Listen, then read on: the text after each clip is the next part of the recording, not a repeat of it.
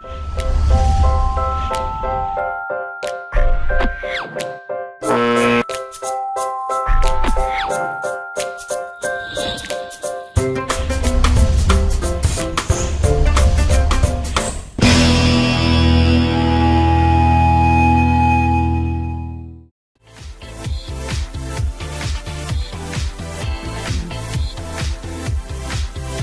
listening to LA40 with Katerina Cozias, only on LA Talk Radio.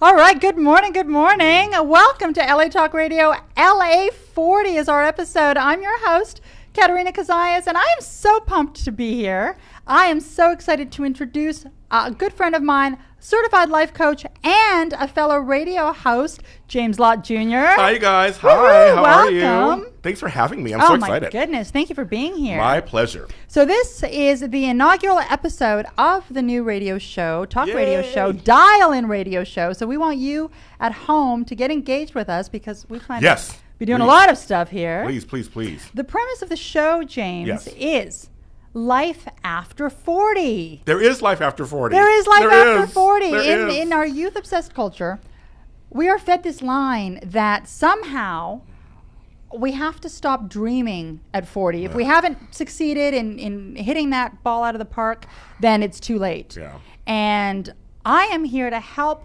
remind people, and you're here to help remind people, that that is an absolute fallacy. Completely. And in fact, it's after 40, it's 40 and 50 and 60, where you really take and harness all of the power that you have inside, couple it with the 40 plus years of experience you have in life, and that is when you take off. You said something really smart there. It's that, you've lived long enough now that now really is the time in your 40s and 50s to really go after what you want, because now you know how to handle it probably better, how to go for it, and you just know you can survive. Yes. You live enough life where you know, I can survive that, or I can survive this. When you're younger, you don't know that so much. But when you're older, you do know that. Absolutely. And to that point, we have poured a little bit of champagne this morning, so we're going to cheers. Because we're grown folks. We can do Well, this. what else do you do at 11 a.m. but drink mimosas, right? Champagne and orange juice. If you're at home, I want you to do something with us. We've brought these glasses out. We've poured a little bit of champagne. But I'd like you to go to your kitchen right now, and most of you are watching us on a smartphone, a tablet. Do me a favor, walk into your kitchen, pick out your best glass, okay, the glass that you would normally reserve for an anniversary or Christmas, and I want you to go and pour yourself a drink. And I'm not talking whiskey. It could be anything. It could be anything. It can be anything. It can be cranberry juice. It can be champagne if you have it. It can be water, ice water. And I would love you to raise a glass with us. Now, if you're in your car, it's going to be a little tough. You may have a Starbucks cup with you. You may have some Starbucks in there, or you may Pete's have coffee some, or something. just raise a cup to life. Yes, to life. And all of the beauty that life holds, regardless of what age you are at. I agree with that. Life is ageless, basically. Life is ageless. I love that. Yeah, I like Cheers. that. Cheers. Cheers to you at home. What we're going to be doing over the course of the show is really delving into a lot of the things that people after 40 tackle. So we're going to be talking relationships, we're going to be talking success, but primarily the premise is going to be really reminding everyone, myself included, that it's just never too late. Yes. And if there's that book that you've always wanted to write, if there's that city you've always wanted to move to, if there's that guy you've always wanted to divorce, it's never too late. Yeah, and I'm not promoting breaking up families. No, of course please don't get me wrong. But yes, we again, we're fed this line that somehow we're supposed to give up. Well, one of the things that we're also fed for our generation, us Gen Xers, and even some younger baby boomers, we were taught that you can party and do all this stuff in your 20s. You can go to college, have fun, do all this stuff, but then after that, you got to settle down, pick a career, and then go for it. And then it's one of those things where you can slowly, it may not happen right away, but you work really hard, you stick with it. If you have kids, raise the children, everything. And then at 65, you retire, and then you have your life. That's not how it really is. Well, that's not how it has to be. No. Right? For some people, it is that way, and that's fine. But for others, that's not necessarily your path. Well, there's rough numbers. There are 55 million Gen Xers. Now, that's anyone born between the years 1967 and basically 1982. So if you're 38 to 55, you fall into that Gen X group. Yes. There's 77 million baby boomers. I know there's so many. And so those two groups, that's 38 to above 70. You're talking 132 million people. God, there are not 132 million people out there that are ready to fall over and give up. No, not at all. And the thing is, and society really tries to tell us that we're done and that we're invisible. There are many communities where you're invisible after 40. Like literally, and you're thinking, well, 40 isn't that, to me, I'm past that now, not that old, but you're like, wait a minute, why I have to be invisible and quiet and just like in a corner somewhere eating my hair? Right. It's like, I have an aunt who's 70-something years old, we never say lady's age, who still dreams. Right. Who's still accomplishing stuff in her 70s. Betty White, the actress, 94 years old. And Betty White is going strong. I don't think anyone is going to go up to Betty White and say, slow down. No, she at all. hit her prime. And there are a lot of people that hit their prime after the age of 40. Diane von Furstenberg, Martha Stewart. Martha Stewart was 41 years old. Actually, Martha Stewart, I'm going to share this story with everyone today. If you don't know Martha Stewart's story, she had gone to school for art history. She ended up in her 20s transitioning into becoming a stockbroker of sorts. She got married, moved to Connecticut around the age of 30, and she and her husband bought a home. And so her time in Connecticut was spent fixing up the home and sort of being craftsy, having dinner parties, and she just became really good at that. So at the age of 40, someone suggested to her, hey, you should write a book.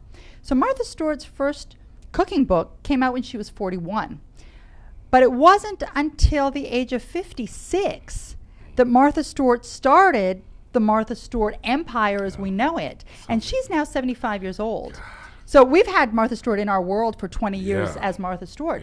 But really, it didn't kick off until into her 40s, and it didn't blow up until 56. I know. There are several actresses, B. Arthur, who was Maude, and of course Golden Girls, and Isabel Sanford, who was on Jeffersons. Sure. They were already in their prime, we'll just say that, when they got success, too, on television. They've been around for years as no names or doing little things here and there, but then they got their greatest success in their 50s, 60s, and 70s. And that's like Samuel L. Jackson as well. Another one. He didn't, kind of a Pulp Fiction, and he was into his 50s when he sort of got tapped on the shoulder by Tarantino and said, hey, and I mean, look at his career. I love him. I think Samuel L. Jackson is worth, I think I had read $300 million right now. God, I love him. I'm a huge fan of Samuel so great. L. We're gonna drink to yes, millions of dollars. Millions of dollars. Yes, I'll take that. What's funny is, I had no problem saying my age. I'm 47, headed toward 48. And I'm starting to have a second wave of success myself in this crazy business of show. Well, one of the reasons I wanted to invite you on the show is because of that. I know you were sharing your story with me. About 6-7 years ago, you decided to make a mental switch. Yes. And your goal was to have the best life possible. Completely. Everything you said is perfect. Can you share that with us? Yes, I tell the story. I'm a certified life coach also. I tell the story in trainings. I was 38, 39 years old. And I was making $100,000 a year at a job that I hated. Right. Good living, right? Complacent. Oh, good. Great. I mean, I was living in San Francisco, had a great apartment, great roommates, great friends. Everything was great. But my job was not my career. And my stomach hurt. I always tell people, trust your gut. My stomach hurt every day going to that job. So then I decided I need to make a change. And something happens around 38, 39, 40. For those of us who've gone through it, I think you can all agree. Something happens where you start to really analyze what's going on. And my kids were grown already, so I was like, they were done. And it's just like, it's about me now. That happens a lot of people. It's about you suddenly. It's like the kids are grown, or you're like you said, divorced, or even some people are widowed or retired, or whatever it is. Suddenly you're like, I'm 40 years old. What do I do? Who am I? And I really went on that journey for like a year or so. How did you, I was going to say, you were thinking about it for a year or so. How did you give yourself that mental permission to make the change? Because I think that's where people get stuck. Great question. You've done this before. I got stuck, that's why. Yeah, well, that's like, wow. I'm like, I that's went through it. Really great question. Because my stomach hurts. Like seriously, my health was starting to fail. And the insides of me said, I want to be happy. How do I get there? So I started doing whatever I could to get there, right? Okay. Such as? So what I did is I got one of those notepads, notepad kids, like the lined notepads. Got one that was yellow. and I wrote down every single job I ever had. Okay. And then what I did is I picked all the things I liked about each job, the positive things, the pros. What a great exercise. It's a great exercise. And handwriting it to me, because we don't handwrite anymore, handwriting it to me made it more real and made me really stay in the practice. It was like typing it, I could have done that too, but writing it, it really forced me to think and write and like do the exercise, the physical exercise to write out, because I had a lot of jobs. I mean, I've been a nurse, I worked in retail, I worked in food service, I worked in insurance. I mean, I've had a lot of jobs. Yeah. And so I wrote down all the positive things I liked about each job, even the jobs I didn't care for that much. I was like, what did I like about that one thing? And I find it. Then I started circling things that kept coming up.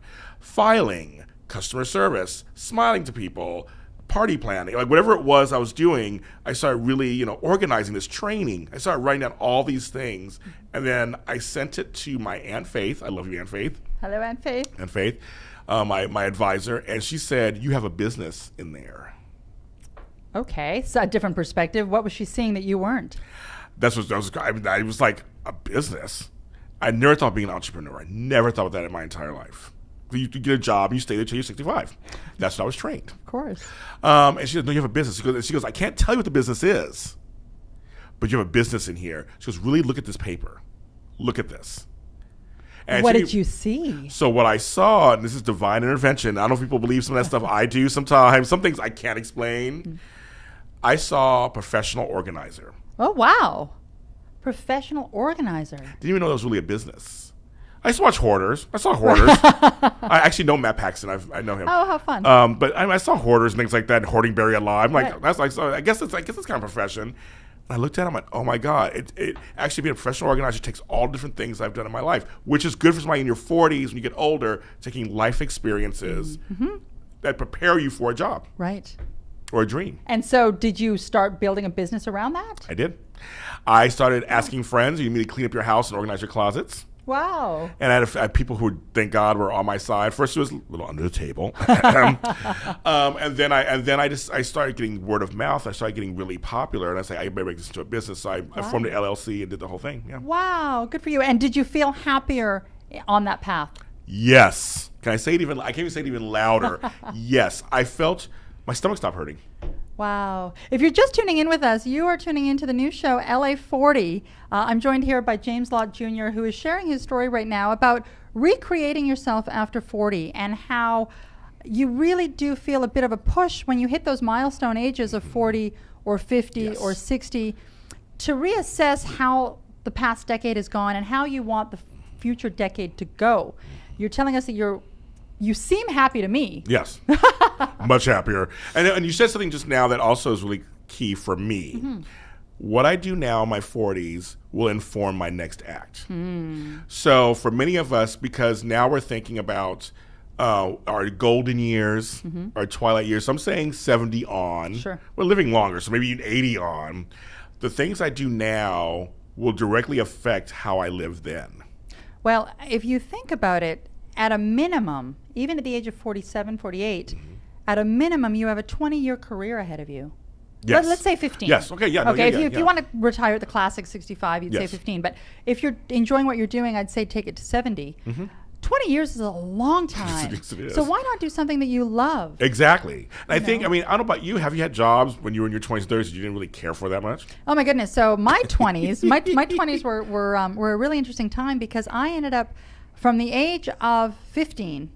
I knew in my heart that I was meant to be on television as a TV host. Okay. I wanted to be an interviewer, a TV host. That was just my calling, my passion. She's good, you guys. I'm good. You need to watch her on AfterBuzz TV Media. So she has a good program. Thank you. But that was always my calling and my driver. And for whatever reason, long story short, I ended up taking business in university. Okay. I pursued finance. I ended up in a corporate finance career for almost 10 years. You sound like me. We get in corporate world. Just like that. And I had worked hard. I had put in the hours. I was making the money. I was getting the promotions. I was getting the corner office.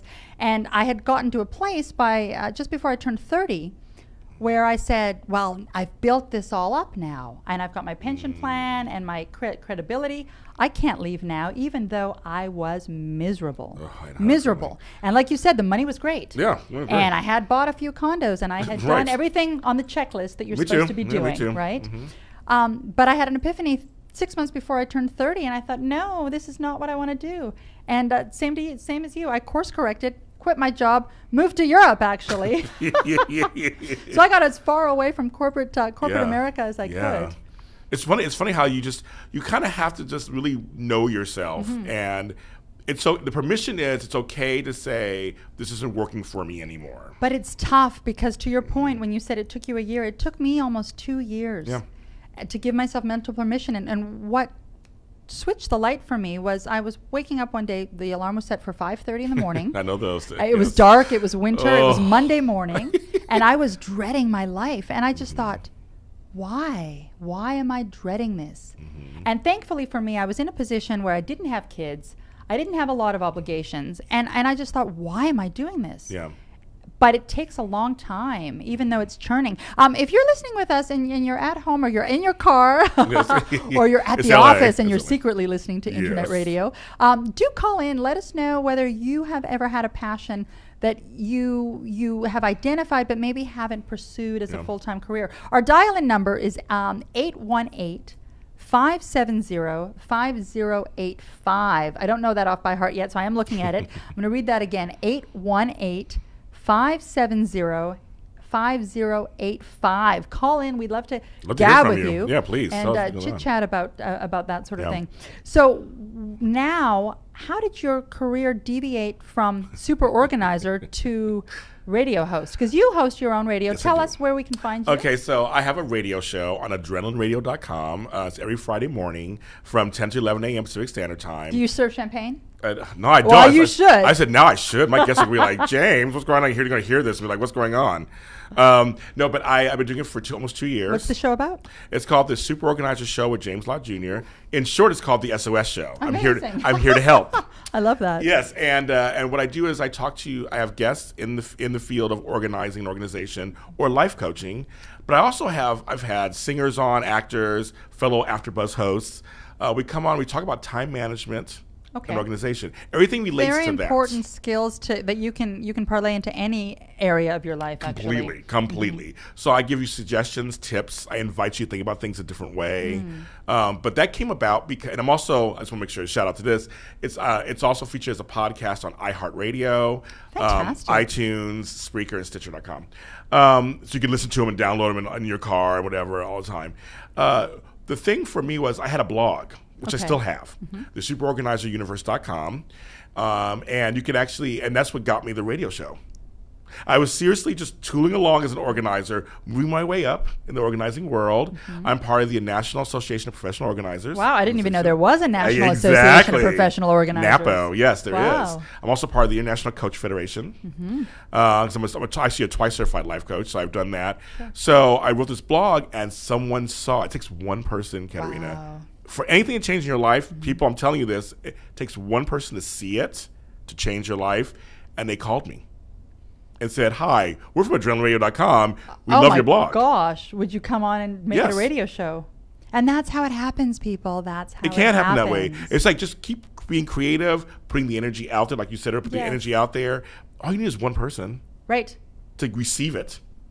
And I believe when you do something that you genuinely enjoy, which is what you were doing with the blog and with the company, the universe somehow conspires to work in your favor. And I have seen evidence of that multiple times. I think what holds people back is fear of failure. Yes. But what I've come to understand is that failure is not the opposite of success.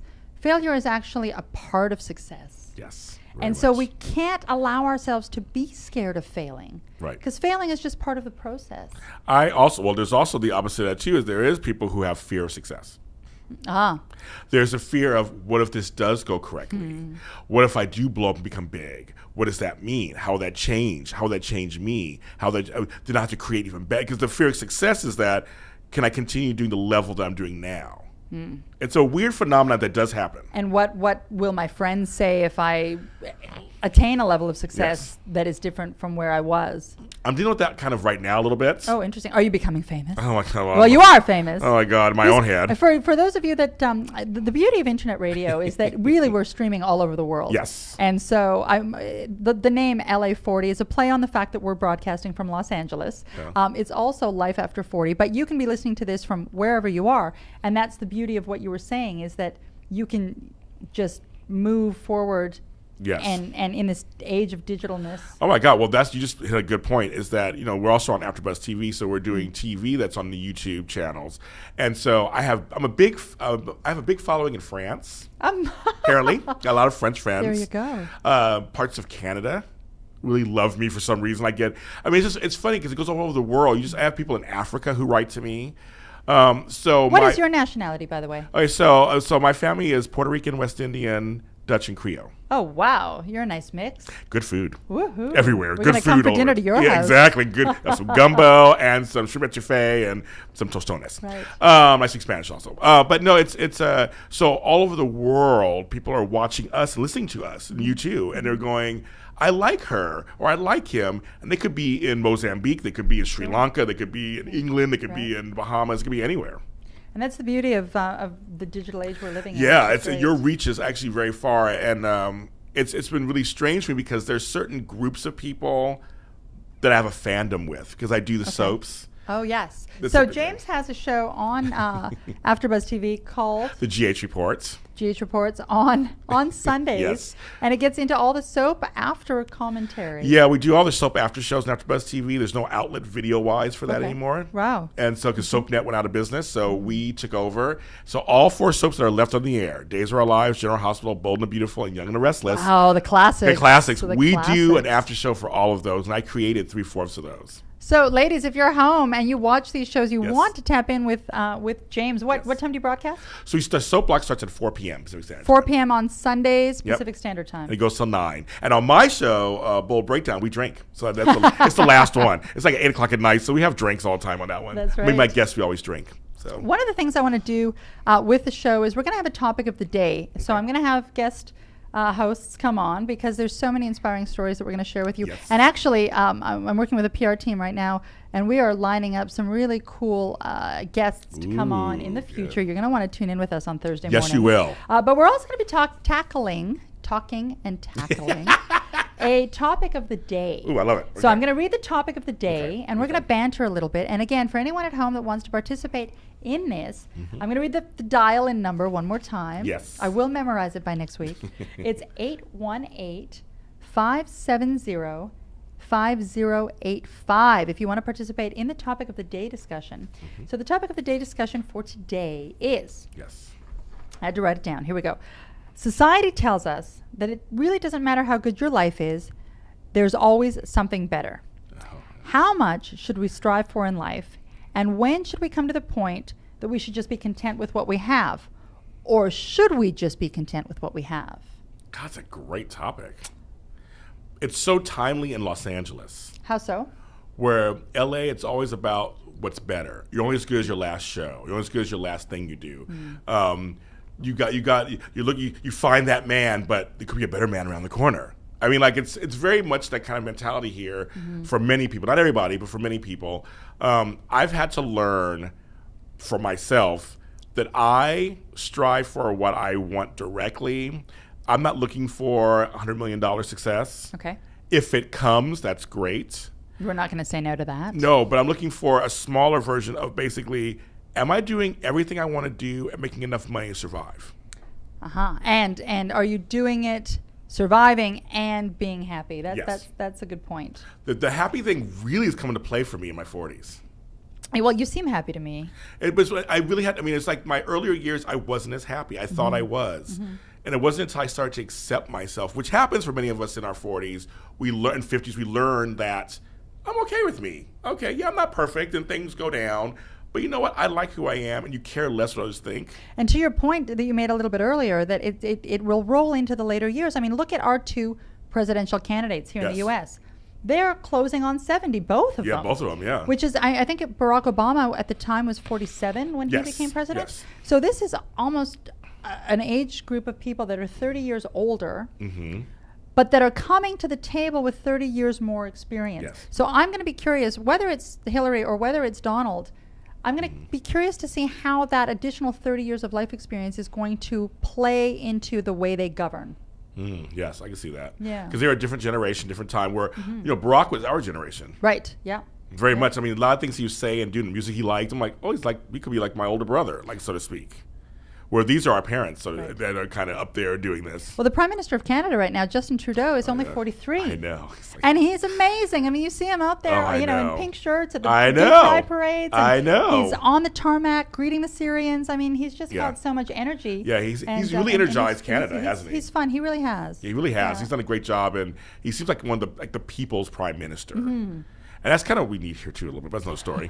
But just by being older, I had to find myself. I really want to be happy. So going with that topic, it was much more about.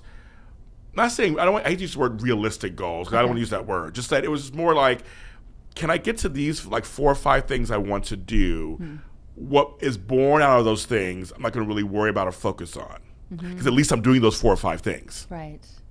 That's kind of where I kind of stay grounded. I like being grounded. Have a now, garden. when you were 14, did you have a passion? Did you have a dream? Were you dreaming of being an astronaut? What were you dreaming of at 14? Well, that's what he said. That's a great age too. I was grown for 14. I was a very grown person. I wanted to work. Okay. So I had to get a permit. Wow. And I was a day camp counselor at the Hollywood YMCA here in LA. My sister was a director, and so 14, 15, 16, I did that for a couple of years. I wanted to work. My dream was I wanted to work and make my own money. Because I grew up kind of poor, and I wanted to make my own money. And then I decided I wanted to go into nursing. Okay. And I wish I did. I later went into nursing. Right. That was my immediate dream. Was like, I'm going to nursing. I'm going to help people. Well, it's interesting because there's a little bit of a through line, even fast forwarding 30 years, to becoming a life coach and doing some of the work that you're doing. It's clearly been a part of who you are. The helping people, yes, I think that is. And I'm working on some projects that I can't talk about just yet. Hopefully they come out soon. But the producers of those projects are like, you really care. Like it comes across in your interviews and AfterBuzz that you care about that guest or you care about that person's house. And I do. I think that's been my whole life. I've always been a person who cares. Right. It's much to my detriment sometimes. But yes, I do. I care. I mean, now, how about this question? Because this is something that I grapple with sometimes, and I'll probably ask this question again for those of you that are going to be watching. How much do you think destiny controls us, or do we control destiny? I don't have the answer. That's something that I feel I talk about all the time. I'm like, sometimes I feel like things are destined and predestined. Right. And then sometimes I feel like I made that happen myself. So that's something that I wish I had the answer to. I think it's an eternal question. It's like, is it destiny, fate? Do you create your own destiny? I mean, I don't know. That's something that I struggle with all the time. Right. And I've wavered between that as well. And there's been some periods of my life where I'm like, no, I'm in 100% control. I'm making it happen. And then there's been some times in my life where, life just went tuk, tuk, tuk, tuk.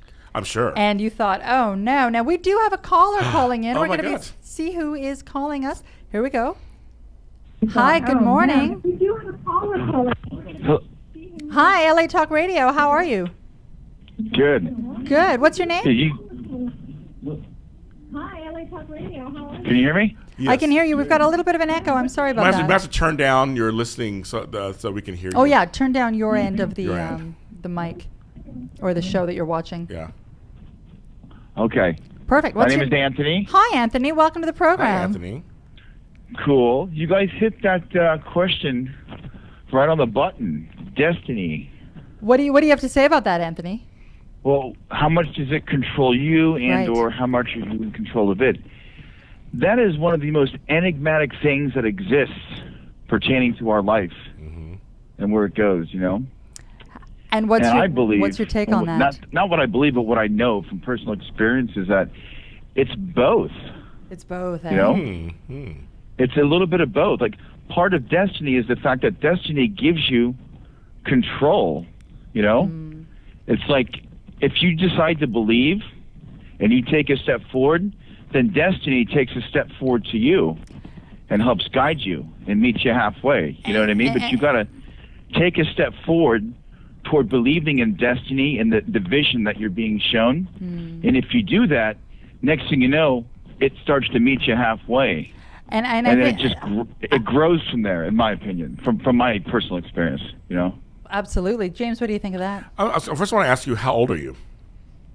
I'm in a very enigmatic place myself. Some people call me a baby when it comes to being a Generation Xer.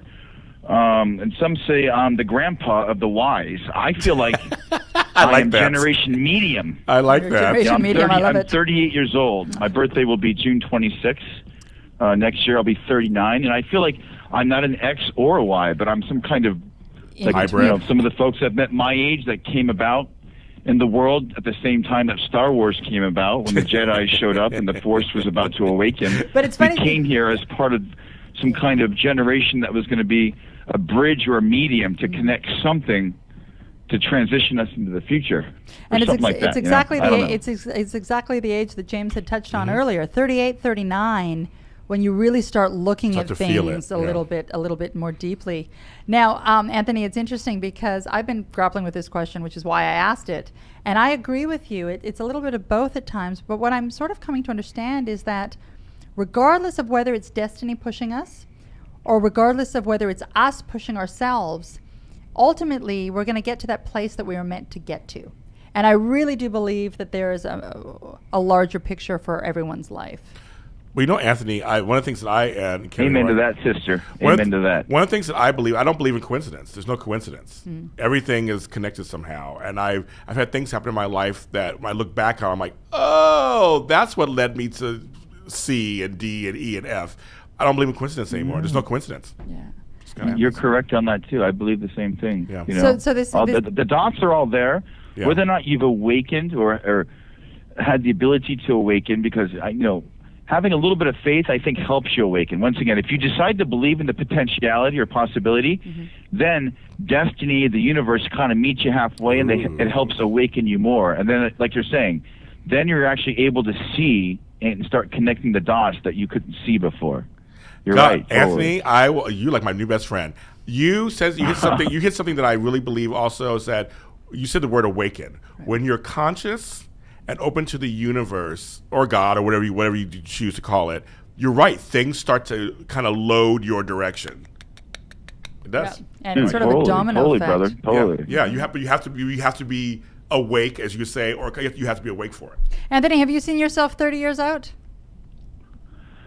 Or are you taking it day by day? Not really necessarily. Most of the visions I have are like things I'm going to be doing over the next 10 years or so. Okay, it's kind of blurry, like looking that far out. But to be honest with you, I don't know I'm necessarily meant to be an old man here on this planet. I think the changes that need to happen are going to be changes that are going to come about from people that are willing to take risks and stand up to the powers that are the establishment, in control of certain things, that don't want to give up the control that they have. And to be somebody who brings about huge, dramatic, positive change and influence makes you a target. Jesus, Kennedy, and many others throughout history. So I'm not to be all dramatic, but I'm not sure I'm meant to be an old man here, but I know I'm meant to do a lot of things to help make the world a better place. And I don't mind taking that risk to put myself on the front line, knowing I might get shot by somebody one day because I threaten the establishment or the powers that be. Do you feel a calling to add value to the world then?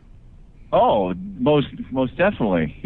I don't feel it. I know I do feel it, but it's more like I know it. Yeah. You know what I mean? I'm not trying to show off or anything. There's having faith. Then there's thinking you know something, and then there's knowing you know something. So I don't think I know, like I know that this is the primary purpose of my existence. Wow. I get it. I get what you're saying. I totally get it. And bringing about positive change and influence in different areas of society. And I think we're all kind of meant for that. It's just you have to awaken. Now, I was going to say, see that more clearly. Do you feel more awake now at 38 going on 39 than you did at 28 going on 29? Most in terms of the definitely. clarity around that for you?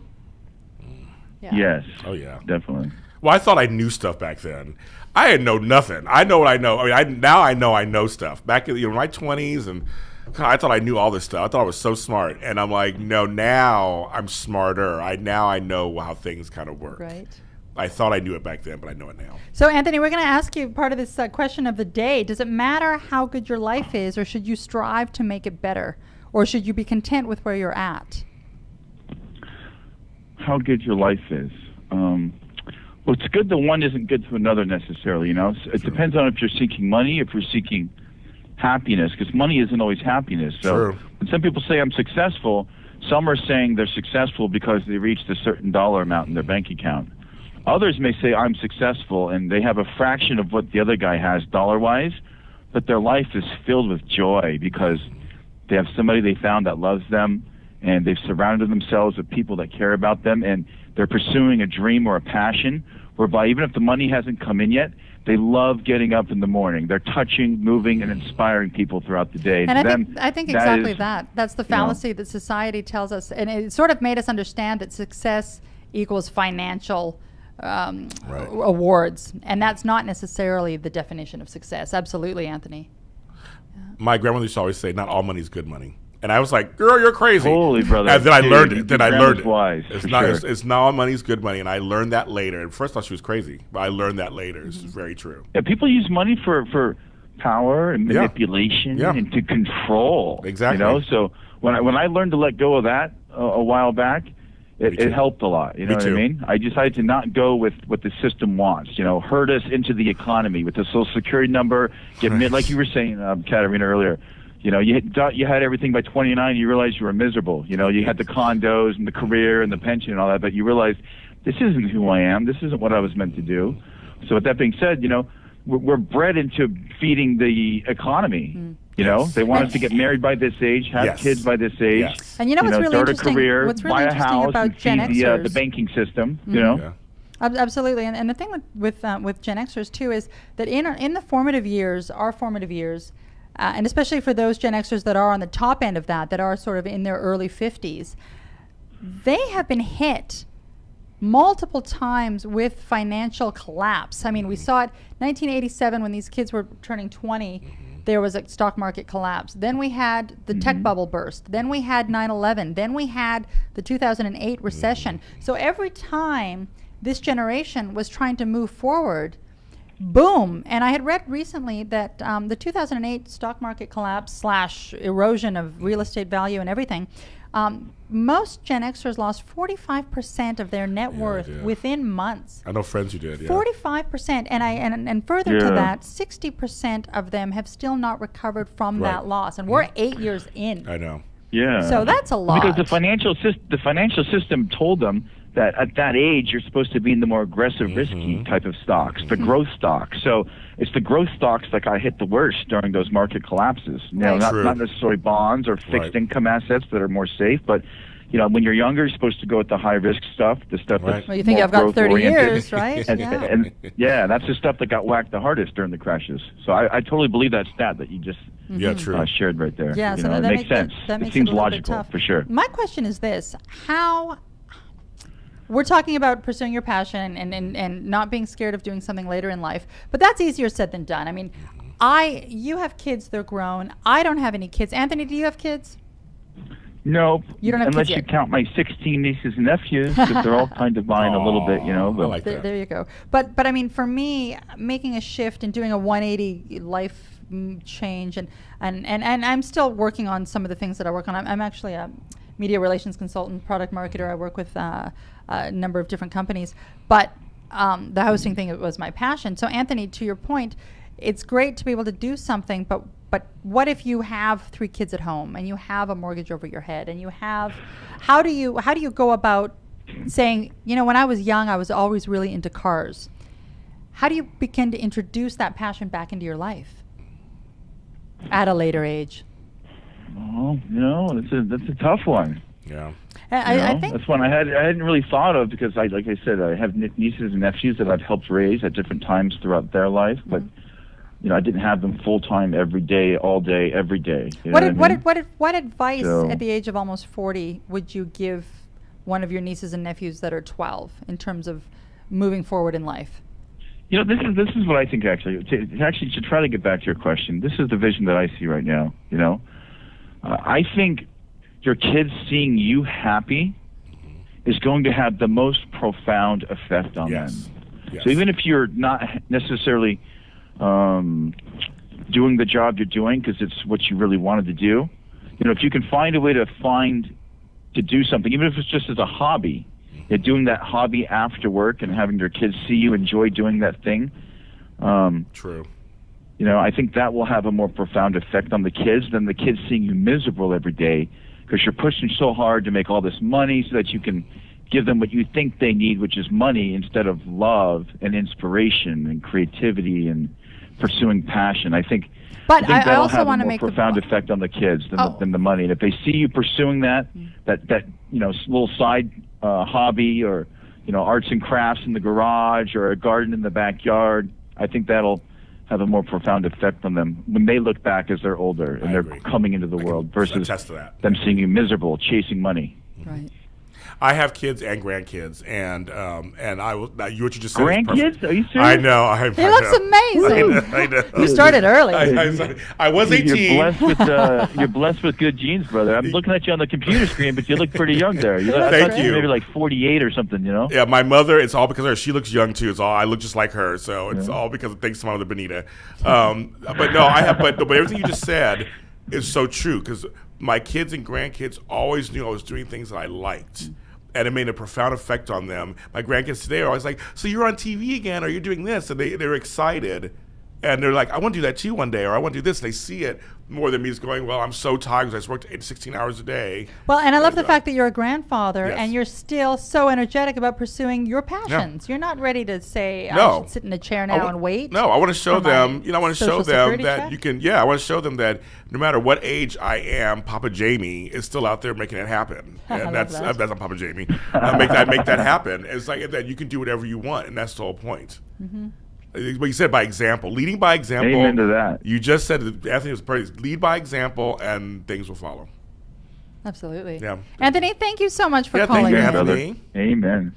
We appreciate it. Yeah, cool. You guys are awesome. Thanks for touching, moving, and inspiring me today. Absolutely. Like keep the passion alive and know that your best years are coming up. They're coming. That's what I'm excited about. Amen. Cheers, Anthony. Totally. All right. Bless you guys. Bless y'all. Thank you. Oh, how nice. What a lovely caller. He was a great caller. He had some great stuff to say. And just such really positive energy. And that's exactly what, ultimately the show is going to be about. There are so many people out there that have a little cloud over their head, but it doesn't need to be that way. And I think if we work together as a society to remind ourselves that everything we need, really, we already have. And also, we need to remove what you're going to do, hopefully, with the show, remove the age barrier. Yes. We need to let go of that because I am just as viable at 47 on television and radio as a 27-year-old or a 30-year-old or a 22-year-old. I'm one of the oldest folks at AfterBuzz TV. I think it's one person older than me, and we are just as entertaining, Absolutely. and we're just as smart and funny and good-looking as anybody in their 20s and 30s. And absolutely. And I have in the name of disclosure. Ooh, okay. I've been sort of I'm not 40 yet, so I've been sort of an LA40 imposter. I don't turn 40 until March. Okay. But to your point, I mean, and I think that's part of what prompted me to get involved with this program is the fact that we need to get rid of this age barrier. Yes. And I've been living the last 7-8 years in Miami. I've recently been bi-coastal. I've been moving between LA and Miami. Yeah. And both of these cities are very much cities that are all about how you look. Yes, very much. Which has worked for me kind of in good and bad. Yeah. In the good sense, it's kept me wanting to look good. Yeah, okay. So I've stayed healthy. I eat well. I exercise. But on the flip side, it also reminded me that even though I'm closing in on 40, like you said, that doesn't make me any less valuable than somebody that's 25. And now the new 50 is 35. Yeah. The new 60 is 45. I mean, we're gaining 15 years. You look at somebody like Jennifer Aniston, for example. She's my age. Is 47, 48 years old. She's my age. Mariah Carey's my age. Heidi Klum. They're all in their late 40s. And I mean, these women look fabulous. Cameron Diaz, they're all in their late 40s. They all look great. And I don't think anyone is going to say to them, "Can you please go home now?" Yeah, right, exactly. think about Halle Berry who's in her 50s. Right.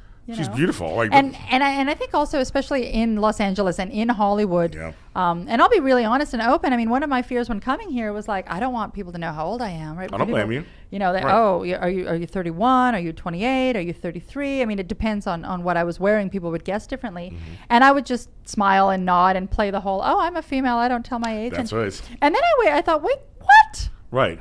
I'm turning 40 in 3 Yeah. months. It's a wonderful and thing. I feel phenomenal. Yeah. And I'm going to embrace that. Right. And I know there are women out there that are feeling the exact same thing, women and men. Yeah, and you're funny you say that because same thing for me getting into the TV. See, radio could be any age. On radio could be any age on radio. But getting into TV, it was like, should I dye my goatee? Should I get some Just for Men? Right. You know, because I could look really young if I wanted to. I was going to say, if you got rid of the gray on your beard, Oh, yeah. I'm looking at him close up, people. It's He all real. looks like he's 30, I swear to God. I get it all the time. No one Anthony, believes I'm me. not surprised that you were surprised that he was a grandfather, even though he's 48. I get it. I get it all the time. But I'm saying, but I was worried about that too. It's like if I shave this, I can look even younger and compete with the young. I'm like, well, no, I'm gonna be me. I'm gonna be James Lott Jr.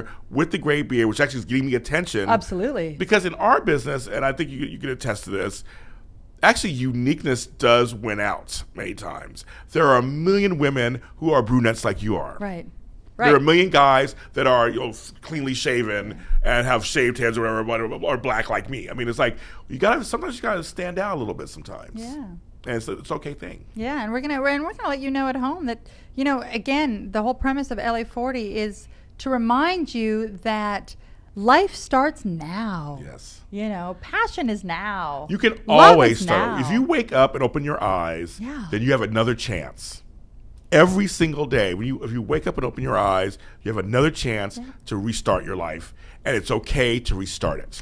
And again, if you're tuning in, LA40, Life After 40, we're going to be having some really great guests joining us over the course of this season that are really going to give us some tips and some tricks, financial advice, relationship advice. We're going to be talking about all things spiritual after 40. And this is a great show. You don't have to be 40. You don't have to be. You could be 30 and tuning into this because it's going to be relevant information at any age. But it is geared towards people that are sort of moving into that second chapter. And again, I look at it as it's two distinct chapters. Chapter 1, I was talking about this with a good friend of mine, and he actually put this in perspective for me. And this is quoted directly from him, so I thank him for this. Excuse me. And he pointed out that, again, as I mentioned at the top of the program, 0 to 39 is chapter 1. Okay. And you can liken that to us being sort of like caterpillars. We're moving along and we're learning and we're moving, but we kind of know there's something more in there. You know, you kind of just know it.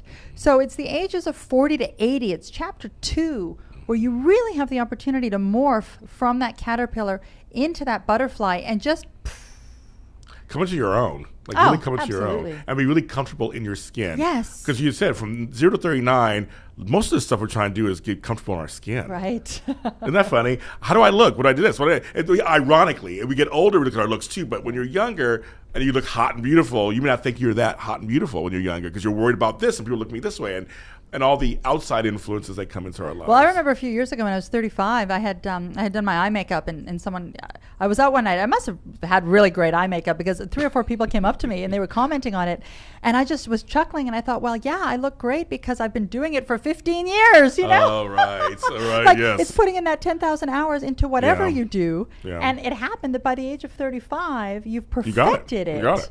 And so guess what? You're looking your best. I'm so excited for your show because as I try to also give back to the community at large, I think this is a great thing to show some positive imagery about over 40ness because we aren't invisible. We do have dreams. There are people who are having kids in their 40s for the first time. I mean, some people are actually really starting their true life after 40. Right. And this show is going to be a great platform for people to showcase that. And all the lessons, like you said, are good for any age. Just that we're over 40 and we kind of know it now. Right, absolutely. You can follow us on social media. James, where can people find you? You can find me at James Lott Jr. on all social media platforms. I mean, seriously, type in James Lott Jr. on Instagram, Twitter, Snapchat, YouTube. Everything. I have a YouTube channel, Facebook. You can find me on any of those platforms. That will lead you to all different things that I do. Fantastic. And same with me. You can find me, I make it easy as well, Yeah. Katerina Cozias, at Katerina Cozias. My favorites are Twitter and Instagram. My Facebook is Katerina Cozias 2. And that's because I've kept my Facebook very private. Very close friends and family on Katerina 1. I have two. So don't hit me up on Katerina Cozias, period, because I will probably ignore you. But do hit me up on Katerina Cozias 2, as that is my public Facebook page, and I would love to gab with you. We really do have to help each other understand that there is so much value somebody over 40 can offer, and it's really this generation that has helped shaped where we are right now. Google, Amazon, YouTube, these were all innovations of Gen Xers. And also, I'm just saying, the world has changed because of them. Yes, we brought in all the cell phones and everything. We brought everything in, computers. Right. We are it. We are it. That's right. I'm it. That's right. We're it. We also, I was going to say, have some after show availability. You can catch us on latalkradio.com, of course. You can also stream us. This is going to be up on YouTube under my personal page as well, which is great. So I'm going to start archiving these. And I will also promote it on my pages too, this episode especially. Go. And I'm going to be doing some blogging with the Huffington Post as well. So keep your eyes open for that, folks, because I got lots to say. Ooh, I love it. Yes. I love it. Now, James, next steps for you. Where can we hear you on Adrenaline Radio tomorrow, you said? So actually, this Friday I'm on a hiatus. I'll be back Friday, November 11th, next Friday. Friday, November 11th, adrenalineradio.com. We're live, 10 a.m. Pacific Standard Time. Are you playing hooky tomorrow? I am. It's my daughter's birthday today, so my daughter Tammy. Congratulations! So it's her birthday. I won't say how old she is. Happy birthday, Tammy! That's right. She's still a woman in LA. She's aging me because she's getting older. Oh, that's funny. But it's her birthday today, and I love her. She's the mother of my grandchildren. So I love fantastic! Her. Congratulations! Thank you. All right, everyone. We are going to wrap up here in just a moment. Oh my God! It's over already. For watching again, LA40, reminding everyone that life after 40 is something to be really respected, really treasured, and really to be excited about. Yes, exactly. Yeah. Thank you. Absolutely. All right. Let's see. I'm waiting on my producer here. Is he talking to me? Yeah. All right. Sorry, guys. Day one. You got to stay. Day one. It's not the start. Day one. All right. Tune in with us. Thank you for being here. We will be back with mimosas next Thursday. Watch this show. Listen to it. LA40. See you again. Bye. Ciao.